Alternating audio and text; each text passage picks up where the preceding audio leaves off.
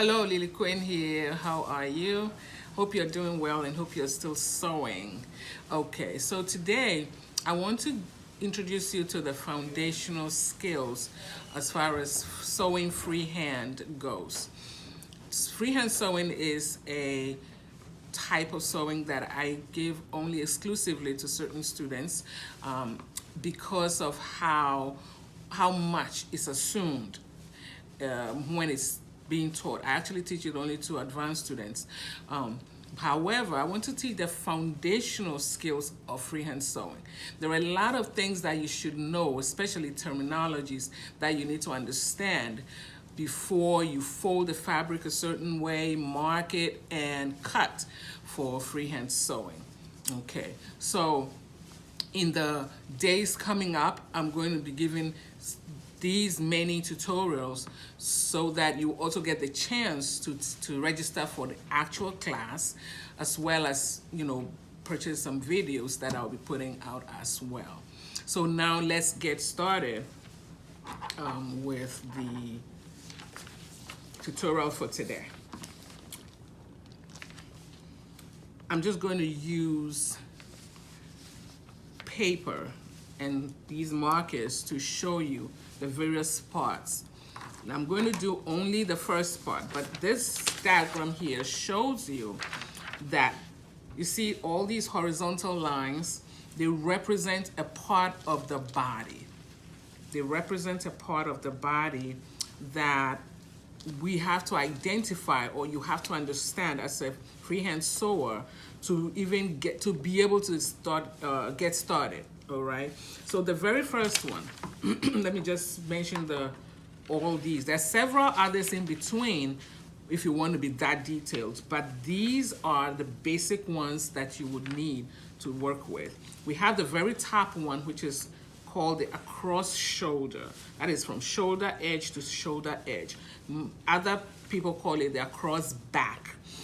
Then we have the underarm line, bust line, waistline, hip line. We're going to take a look only at the across shoulder now. Now you can see here I labeled across shoulder. This part is very important to know. The across shoulder, you have to understand it.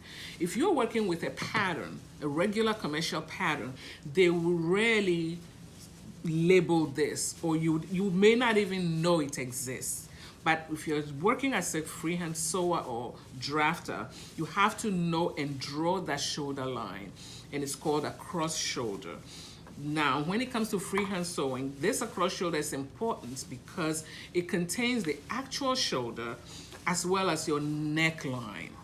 Okay, so the across shoulder has your shoulder, and then it has a drop. This drop is called the shoulder drop.